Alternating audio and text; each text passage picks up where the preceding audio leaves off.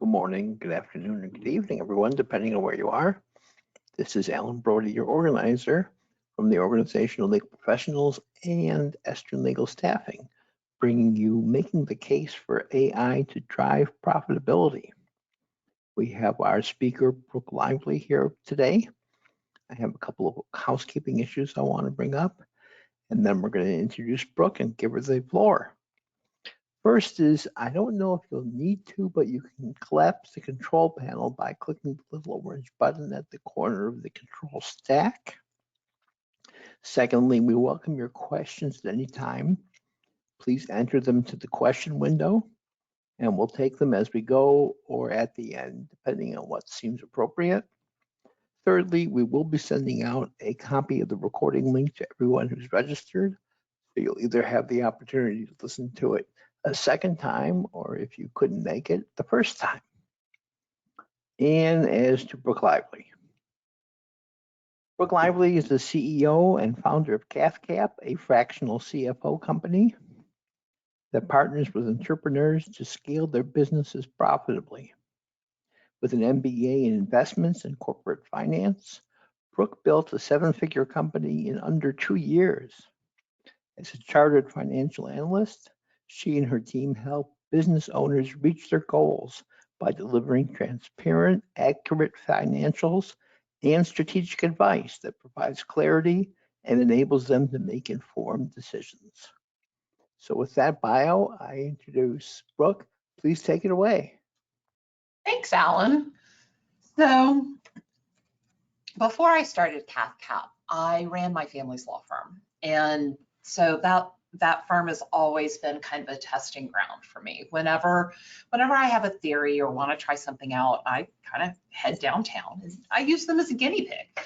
Sometimes it works out well, and sometimes they don't listen to me because what I do, I don't know, they forget what I do for a living and they just kind of see me as the meddling sister.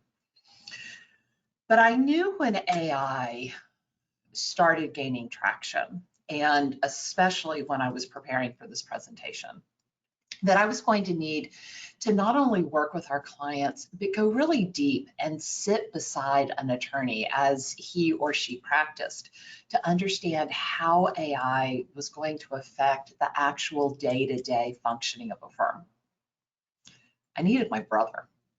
So again, that's easier said than done, but I called Jonathan and he agreed to help me out. I, of course, had to do all the legwork and all the online demos and everything, but I did that. And eventually we found ourselves at 8:30 in the morning on a Zoom meeting with the sales rep. And the rep starts going over the product, yada, yada research. And my brother had already showed me a research memo that his friend Matt had sent that this particular software, had done. And the guy keeps going, yada, yada, yada contracts. My brother's ears perked up a little bit at this. As a business litigator, he has a couple of clients for whom he has to review contracts. And if he could load in their minimum corporate requirements and then have the system do the contract review, that would save him about 3 hours per contract. Meanwhile, I'm looking at this and thinking, it's still kind of limited. Then my brother asked the question, does it draft? The response, not today, but it will, imminently. Jonathan's eyes rolled back in his head. But I asked, what's imminent? And the guy gave a date. And that date is, like, as we speak, about 3 weeks from now. And my brother got excited and he leaned forward. He started like rapid firing questions. Will it draft discovery? Yes. Will it draft motions? Yes. Will it draft pleadings? Yes. Will it draft jury questions? Yes. Motions in limine? Yes. Finally, the guy just cut him off and said, it will draft everything you need for litigation. And it was in that moment that I saw something shift for my brother. After the call, we sat with one of his partners and discussed what we had heard. I wanted to understand the impact, how what Jonathan had just seen was going to change the way he practiced law. Because once I knew that, I could tell exactly how to leverage the technology to improve the profitability of the firm. He said it would fundamentally change the way solo and small firms practice law. They don't have all those associates to do the grunt work, so they have to do everything themselves. And he said, but even in large firms with lots of associates, those associates are going to become so much more efficient, because this will allow them, and this was his analogy, not mine, this will allow them to start on the 50-yard line instead of in their own end zone. It will enable small firms to operate as big firms, and it will enable the big firms to be so much more efficient. And with me, efficiency is always the name of the game, because efficiency usually translates into more profit. I believe that every firm deserves strategic financial advice to help them grow and be more profitable. And over the past 10 years, our firm has helped hundreds of law firms do just that, grow and become more profitable.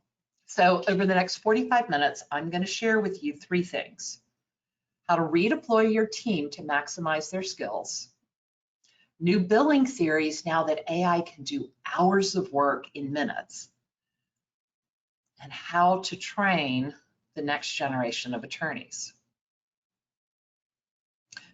Okay, so let's look at the first one, redeploying your team. But actually, before we do that, Alan, can you put up a poll? How many of you are actually using AI in your firm?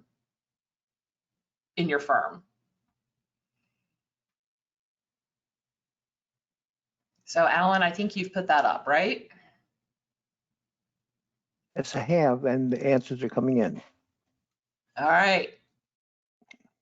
I think if I were more advanced, I would see them coming in. Can I see them coming in somewhere?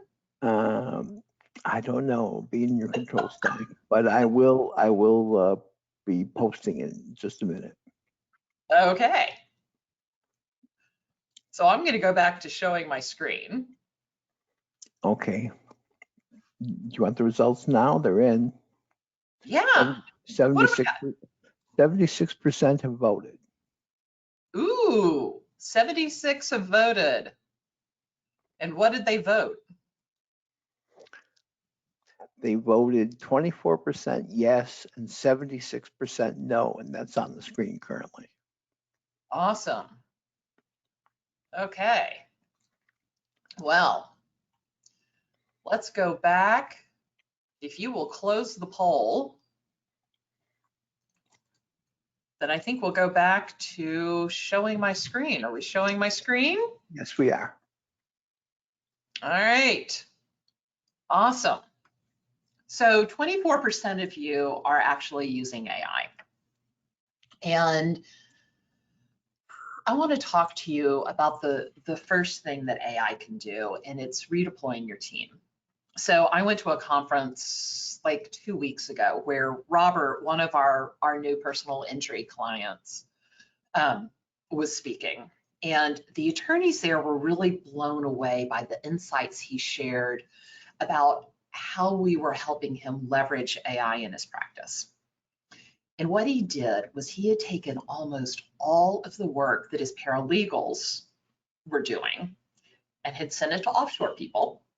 And he was paying them a fraction of what he was paying the people in his office and having them do the work using AI. And he then took his former paralegals and turned them into client happiness ambassadors. So now documents are being produced by AI quickly and accurately offshore. Calls are being returned faster than ever. So he has super happy clients. And the margins for his personal injury contingency practice are like literally going through the roof. Now, I realize, because I've talked to Sherry and Alan, that none of you guys really are PI attorneys, but there is a lot we can learn here. Because what Robert did was he took mechanical repetitive work and gave it to lower paid people who in the past would never have been qualified to do this work, but using AI, they can produce quality output. And then he redeployed his existing staff to up the client experience. So at that same conference, Peter Shankman spoke, and I don't know if you know who he is, but he's best known for founding a service called Help a Reporter Out, HARO. But before that, he was at the forefront of marketing on the internet. And yes, he basically broke the internet. He was the first person that had anything that went viral on the internet, and AOL, because yes, that is how long ago it was. AOL called him to ask why his website was crashing all of their servers. Anyway, so he's written a number of books. He's a speaker and a commentator about PR and marketing on channels like CNN and Fox News. And what he was talking about was that the bar for customer service is set so low in this country that you almost can't trip over it. All we need to do is suck slightly less than everybody else. And here are some staggering statistics. If you are proactive about fixing a problem, your own mistake, own it, get out in front of it, client retention will go up by 2.5 times, 2.5x. That is 250%. That's huge. The second one he had was if you ask clients how they like to receive information and then give it to them that way, retention goes up by 2.7x. It makes them feel connected, and you want your clients to be connected to you, so they stay with you. You're saving so much time with AI. How can you redeploy those people to improve the client experience? Because client experience is going to set you apart from other firms. The last thing you want to be doing is competing on price. Alan, let's go ahead and put up that second poll. Here's what I want to know from you guys now. How, of the 24% of you or 26% of you that are using AI, what is it helping you do? Are you using it for legal research? Are you using it for contract review and analysis, document automation, predictive analysis, or due diligence?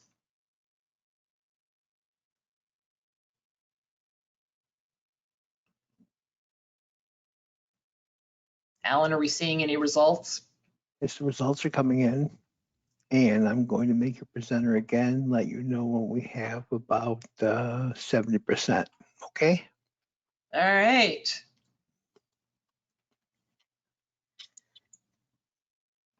Awesome. Well, we've got 23% voted so far, 25. You let me know when you want to hear it. All right, what do we got? Okay, with 26% voted, we've got 57% legal research, 29% contract review and analysis, 36% document automation, 36% predictive analysis, and 20% due diligence. Awesome. Okay. Let's see here. Let's You have to see. put your slides back up, yeah. All right. We're back. Yes. So you guys have said what you're using it for, and you guys are using it for, you know, what most of the software that I demoed does, legal research. You know, this is one of the most time-consuming tasks for attorneys, and AI can speed up the process by scouring through massive databases of legal documents, cases, statutes, and it can find the relevant information. One of the things that AI can do that is amazing is it can analyze patterns and trends in, past cases that will help inform future legal strategies. Another thing that a lot of software does is contract review and analysis. There are some software that is very specifically for this. This is the second most popular reason why you guys are using it. It does this well. It'll review and analyze contracts. It'll identify key clauses. It'll look for potential issues. AI will say that it not only saves time, but it reduces the risk of human error. Document automation. This is the one that got my brother so revved up and so excited. Drafting legal documents. Can you imagine not having to draft that petition? And not having to not have your associates spend a lot of time doing it. It can also fill out forms, so streamlining repetitive tasks. And what it does is it frees up lawyers to focus on the more strategic, high-level things. One that wasn't on the, oh no, we did talk about predictive analysis. I guess that was on the poll. This one I find fascinating. There are AI systems out there that will analyze past case law, but really what is fascinating is past decisions by judges. And you can even take a judge's decisions and you can feed in data from your opposing counsel. And then it will give you an analysis and help you strategize for the best way to win your case. One I thought was fascinating, it was chatbots. Now, we don't have any clients that are currently using chatbots for existing clients. We do have them that are using them for potential clients, but we don't have any that are using them once they have signed, once they become clients, to answer basic legal queries, guide them through the intake process, or kind of automate customer service. But again, that's something that will free up your legal team. Billing and timekeeping. When I first brought this to my team, I got a big question of like, exactly how? How is this going to help? AI can help you automate some aspects of billing. It can help with time tracking, generating invoices. And one of the things that can help is analyzing billing data to provide insights into firm productivity. And that's something that we as CFOs spend a lot of time doing, because understanding how you bill, understanding the way the data plays together makes a huge difference in the profitability of your firm. And then of course, due diligence. You guys are using this. Mergers and acquisitions. AI can sift through vast amounts of data quickly to look at potential liabilities, risks, and other pertinent information. So the biggest thing that all of these have in common is that you can take work that traditionally has been done by really highly trained, very expensive people, and you can push it to a less trained and therefore less expensive person and get about the same quality of work. And that's what our client Robert and his CFO did in his PI practice. So in general, when we work with clients, we're consistently looking at how we can free up our most expensive resources to do that highest level work possible and pushing all of the work to the lowest paid competent person. And AI makes people more competent than they are without it. So I told you earlier that I went through and did a bunch of research and even demoed a number of these software programs. At the end of the presentation, I'm going to put up a QR code and you can download a sheet that has all of them listed with what each one does and doesn't do. Now, I will warn you, I'll just tell you right now, I am not a fan of lawyers using ChatGPT. I'm going to say this a couple of times. It is not safe. Your client's information is not safe. It's not confidential on that platform. They've had a breach where users could see other users' prompts and answers. So please, if you're going to use AI in your practice, use one that is designed to sit on top of ChatGPT that will protect your client's privacy and your license. Okay, so here are two things you can do to prepare for AI coming into your practice. The first one is demo some software. See if there's anything you can do that will streamline your workflows. And then with the time and resources that will be freed up, how can you improve the customer service? How can you improve the customer experience to increase client retention? Personally, I'd start by discovering why your clients leave. Then throw those newly not busy people at that problem.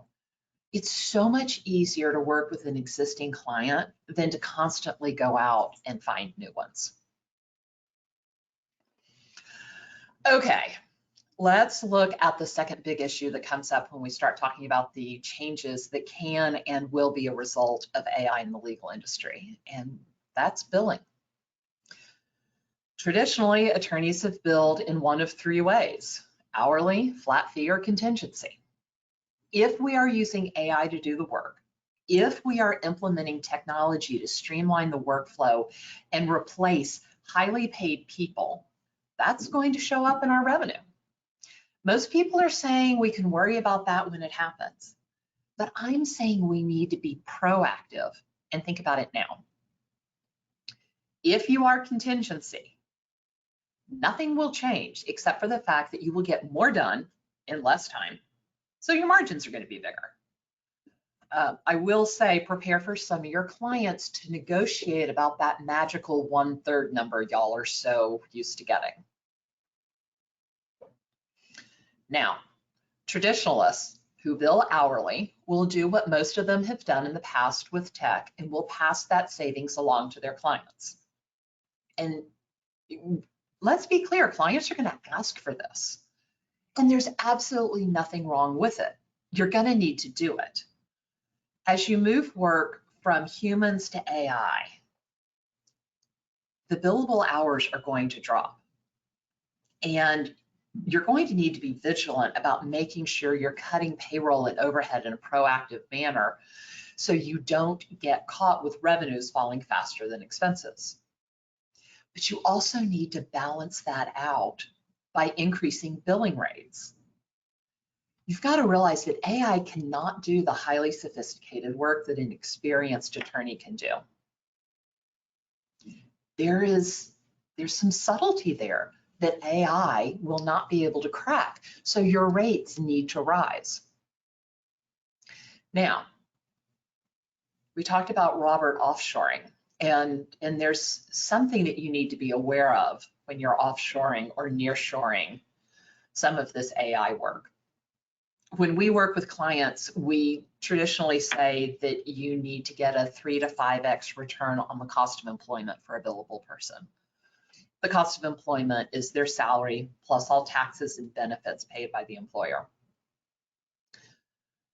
We have had clients that have said, okay, so now that my paralegal is offshore and they're making so much less, I need to lower my paralegal billing rate. Do not fall into that trap. Do not bill these people out at a lower rate than you would your onshore people. Yes, they cost you less, but they're providing the same work product at the same quality as your onshore people. The client is receiving the same value. All right, so now if you're flat fee, most people who bill flat fee will simply adjust their fees based on the new workflows, like many hourly people will. All the same comments and concerns apply to you. The biggest issue I see here is that we are entering another era of price wars, and it can and will be a race to the bottom. And there are a lot of experts that will say, just like those ABSs in Arizona, the alternative business structures, the non-attorney law firms, that AI will expand access to, legal services for the American people. And it might. But I do fear that the services that they're able to access might be inferior to what they can get now. So I want to go back to that word value. The word value is important. I believe that firms with true expertise who don't want to compete on price, but believe they are the best at what they do, the best in class, need to move to what's called value-based billing. And this is a subtle shift. And in some ways, it combines contingency and flat fee. And what you do is you start to ask yourself, how would my client value the outcome they desire? This is about your client's perception of value. Now, just like with a flat fee, you need to know your costs going in, plus you need to estimate the resources that it's going to take to achieve the outcome that the client wants. And then you need to consider the uniqueness of what you're providing. And this is where firms that have a truly niched skill have an advantage. It's where you're special. You can do something that, what I call the door lawyers or the threshold lawyers, the ones who take any case that comes across the threshold or walks through the door can't do. This is where you add value. Now, value-based pricing isn't a set it and forget it strategy. It requires frequent revisiting and adjustment. Don't be afraid to experiment and adjust your prices as needed. Trust your instincts, lean on experience, and let the value you provide guide you. This is a little bit art, a little bit science, and frankly, it takes a lot of courage. Okay, so here are two things that can help you prepare for changes in your pricing strategy. The first is estimate what your new revenue model will look like. Are you going to go to value-based billing? Will your billable hours decline? And what portion of that will be offset by your rising rates? What adjustments need to be made in your firm to accommodate all those changes? And then read books on value-based pricing. So I like one, hold on, it's right over here. I like one by Alan Weiss. It's called Value-Based Fees. And he lives in the consulting world. So he gets the trading dollars for hours model because it's really similar to that of legal. So, check out some books, read up on it, and start to understand how you could change your pricing model in a way that will benefit you and your client. You should both win coming out of this. Okay. There is an interesting phenomenon that happens with people in professional services. It happens in legal, and it happens to us in the financial world. When you come out of school, you think you know everything. And then, as you get older, you forget that you know a ton. And I know some of you aren't following me because this is a conversation I've been having a lot recently, both with members of my family like my brother, but also with clients. In the medical field, they say they learn by watch one, do one, teach one. And frankly, I don't think it's just one. I think it's probably hundreds or at least lots. And I don't think the legal world is much different. When most of you started, you would be sent off to do research, write a memo, or even write a letter. And some very patient person redlined the heck out of that thing. And you rewrote it, and it probably got redlined again. And if you had a good mentor, he or she used the Socratic method and helped you reason through why you should do A instead of B. And slowly you learned. Eventually, you could do most of it on your own, and then the day came when the student became the teacher, and you were the one doing the redlining. Yet, what most of you don't realize is the lightning fast scenario analysis that happens in your head anytime a legal issue arises. You just think you know the answer, but that's not actually true. That's not what happens. You've been through years of training that molded the synapses in your brain to make rapid decisions and discard theory so quickly that you don't even realize you're doing it. And it truly is an amazing thing. And this brings me to my third point. How are we going to train the next generation of attorneys? Now, most lawyers I've talked to about this in recent months absolutely dismiss my fears until I have the conversation with them that I just had with you. You learned through trial and error. If we give young attorneys AI, are we doing them a disservice? Here are some interesting facts about the human brain. Humans are bad at finding mistakes when things appear to be fine. And a second one, humans are bad at noticing when things are missing.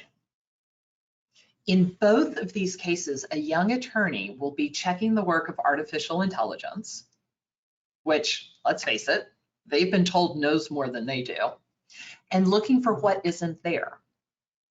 We are wired to look for aberrations, for what is wrong. And if you haven't been trained in what is right, how do you find what is wrong? So my brother challenged these facts about finding mistakes. And he said that as attorneys, we are trained to find the holes. And I was surprised when his partner Daniel spoke up and said, yeah, but when we're drafting a document, you're building it from the ground up. It's easier to spot what's missing when you're building it than when you're proofing it. And it's usually about this point in the conversation that there's kind of this dawning of awareness that starts to happen in the eyes of the attorney to whom I'm speaking. And I often get, well, this won't be a problem in 5 to 10 years. Yeah, you might be right. But a generation is defined as about 20 years. So we're talking about half a generation of attorneys who won't be trained the way you were, but will be trained using flawed AI. Oh, and by the way, there are no assurances that AI will ever be perfect. It hallucinates now. Everybody has heard about that attorney in New York, what was it, 2 weeks ago, who used ChatGPT for a brief, got questioned by the judge, doubled down and said, yeah, the cases are real. And it had cited fake cases. He didn't realize they were fake because they looked so right. And by the way, he's been licensed for 30 years and didn't catch it. What chance do baby attorneys have?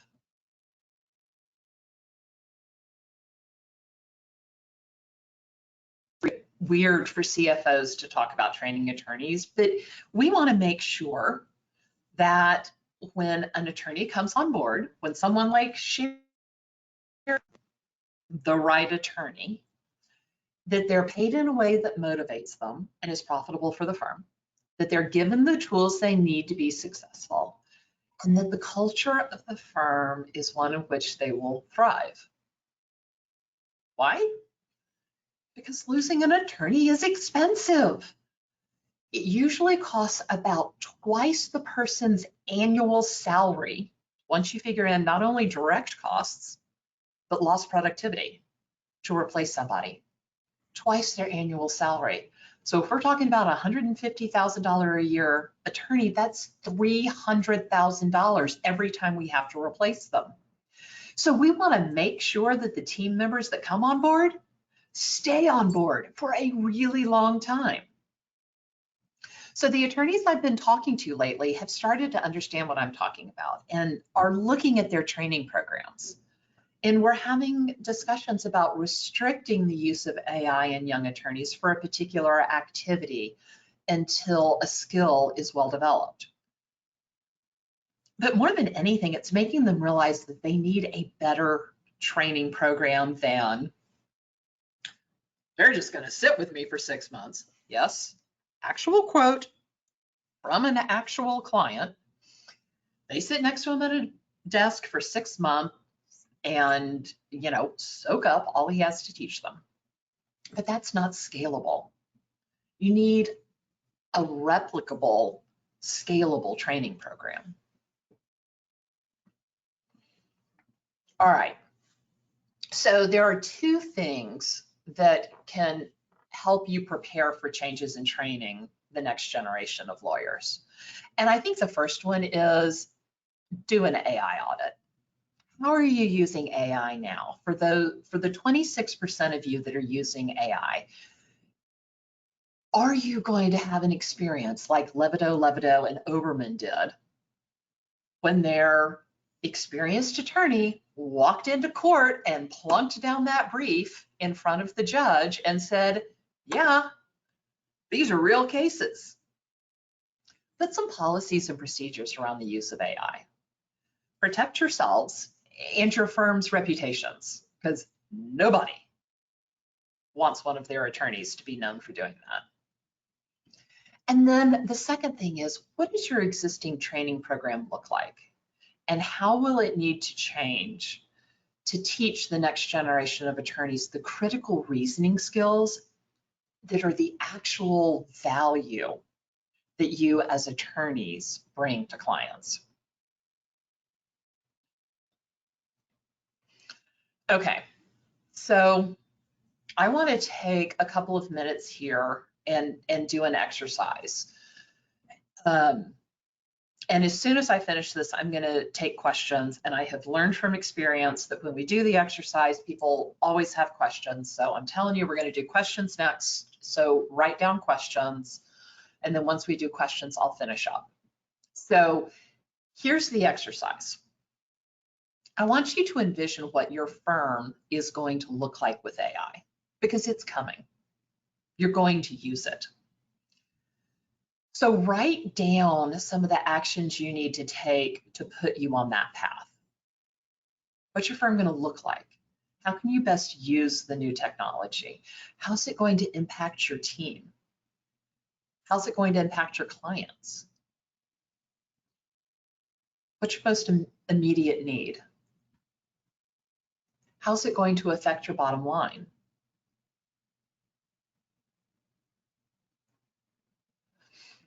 Where are you afraid that the use of AI might get away from you and end up eroding your bottom line?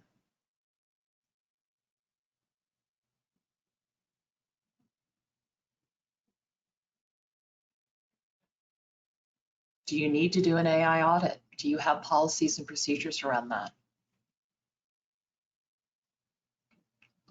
Where can you take team that's going to be freed up and move them? All right. Now, if I don't get to your question, I am always available by email. I'm going to put my email up at the end of this. But I want to start with the question I get asked most often. And it's a question that generally tumbles out of people's mouths, and it's multi-part. It comes out, you know, Brooke, is AI secure? Is it reliable? And is it a trend? And I'm going to start with the last part of this. And that is, no, it's not a trend. It is here to stay. And the legal industry will figure out how to use it, and you guys will incorporate it. Over the very vocal objections of some people, including there is a judge in Dallas, and this is not a lie. He is making attorneys sign an attestation that they have not used AI in anything they are turning into his court. Now, this isn't going to last for very long, but it's happening right now. And I think that that goes to the reliable part of the question. Is it reliable? ChatGPT is not. It hallucinates. And we already talked about the guy in New York. And frankly, I still can't decide if I feel sorry for him or not. We tell our clients to only use AI programs designed specifically for legal, like CoCounsel or Nalanda or Luminance or Harvey when it becomes commercially available. It's not at the moment. But these limit the data sets from which AI can pull information to actual legal databases so that it's not pulling fake cases from, you know, movies, which is what can happen on ChatGPT. And as to the secure thing, it's kind of the same answer. No, ChatGPT is not secure. When you sign up, you allow them to use your answers and your prompts for training and further development of their AI model. They've also had at least one data breach where people could see other users' prompts. And that means that other people could see sensitive client data. AI software firms or AI designed for law firms say that they have protected client privacy. And I believe them as much as any software can protect against hacking. So, you know. Okay. Alan, does anybody else have a question? Or should we go ahead and move on? Yes, please go ahead. We have no questions in right now.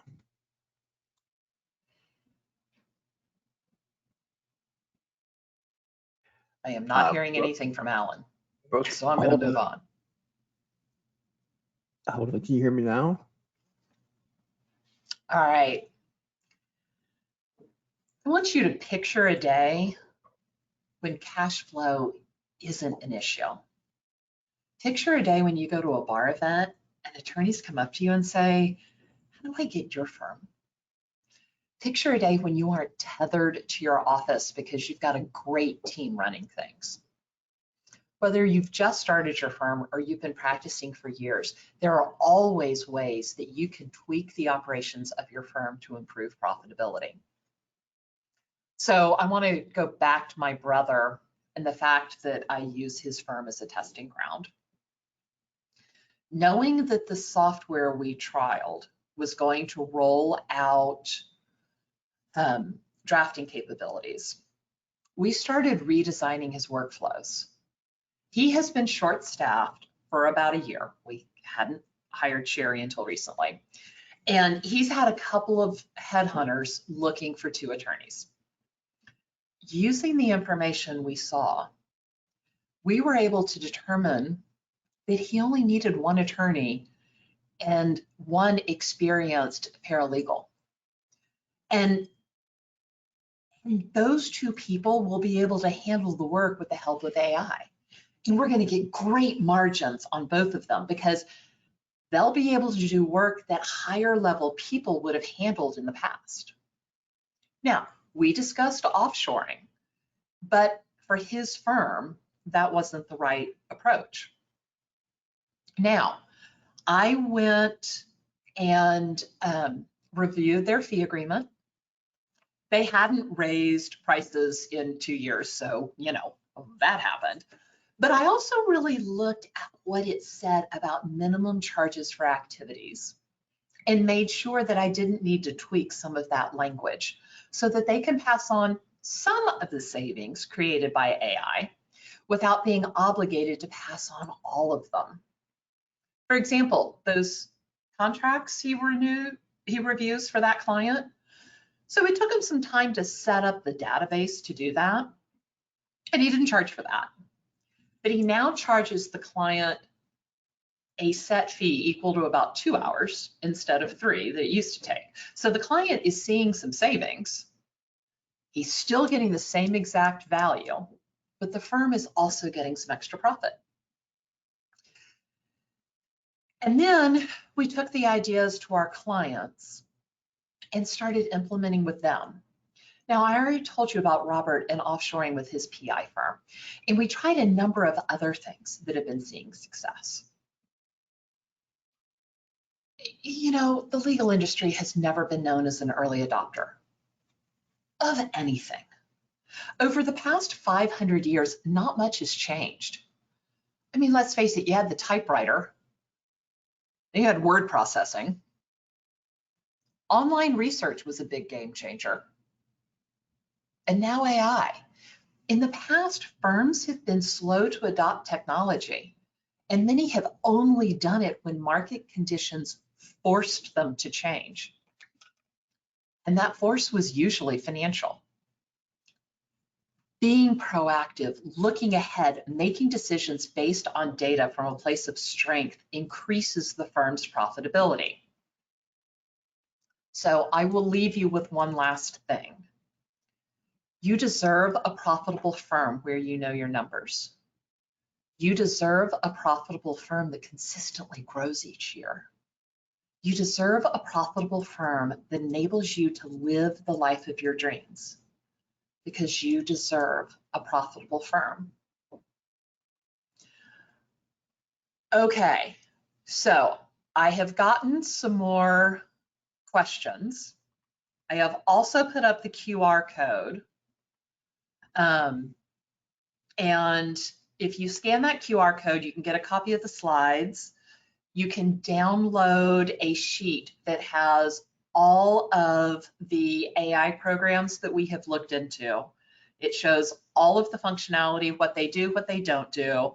And for the person that asked, which is the AI that I like the most, say it slow and spell the names, go there and download it.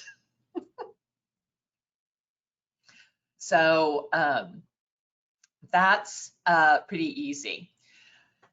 The one I like the best is called Co-Counsel, and I like it because it is the one that is going to do the drafting in the next 3 weeks.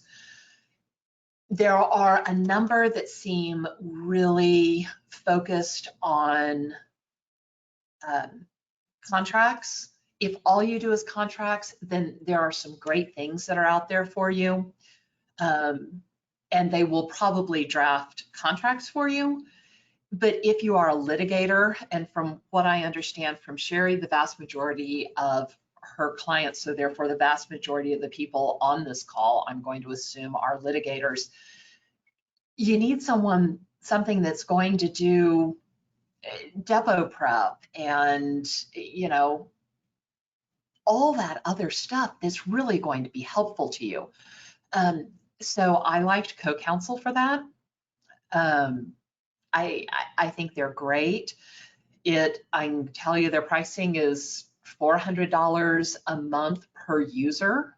If it's paid in advance, it's $500 a month if you kind of pay as you go. And are there differences with the AI programs for attorneys? It was a question that I got. And my answer to that, it's slightly a vague question, so I'm going to answer it as best I can. Yes. So ChatGPT has indexed the internet. And what that means is it's taken everything on the internet. It's taken every book. It has taken every movie. And so, and now I can't remember what the movie was. The one where the guy from New Jersey goes down and defends, My Cousin Vinny. So any case that he may have referenced in My Cousin Vinny will show up in ChatGPT as a legitimate case. It's not. Please do not go get laughed out of court for citing a case out of My Cousin Vinny, which might have been what happened to the guy in New York. When we're talking about things like co-counsel, because I'll talk about that, that one is by case text. So it limits the database that the AI software, it works with ChatGPT, that it limits ChatGPT to only look for cases within case text database. So it doesn't let it go out to find cases in ChatGPT. So I hope that helps. It also, I believe, the ones for that are legal based keep the prompts within their system and they don't let them go out into ChatGPT's system. Okay. Yes, so I have another question. Would I suggest initiating a discussion about using AI to drive profitability with directors? Absolutely.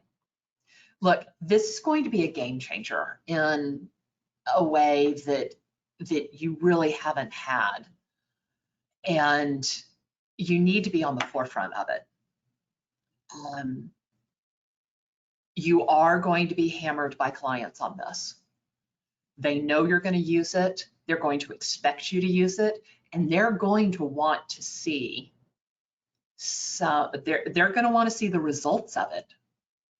So how are you going to be proactive? How are you going to look ahead? How are you going to set yourself apart? Because as I said earlier, you don't want to compete on price. A race to the bottom is never good, and it never drives profit.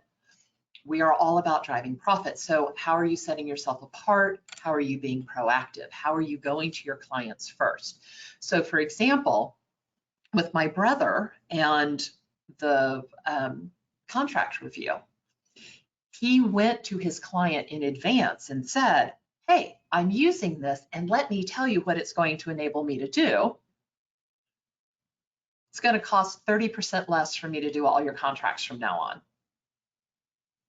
Client, super happy, 30% less. He was proactive. My brother's making a lot more money off of it. Client thinks he's saving a lot of money, not saving as much as he would if my brother had not been proactive and had waited for the client to hammer him on it, and making a lot more money than if he hadn't thought it through and had simply passed through all the savings on the hours. But again, that's why your fee agreement is so important. Does it talk about flat fees for certain activities? Okay, I think that is pretty much all the questions that I have.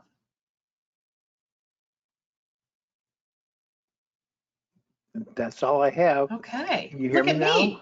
I'm going to give you guys 5 minutes before your next client meeting.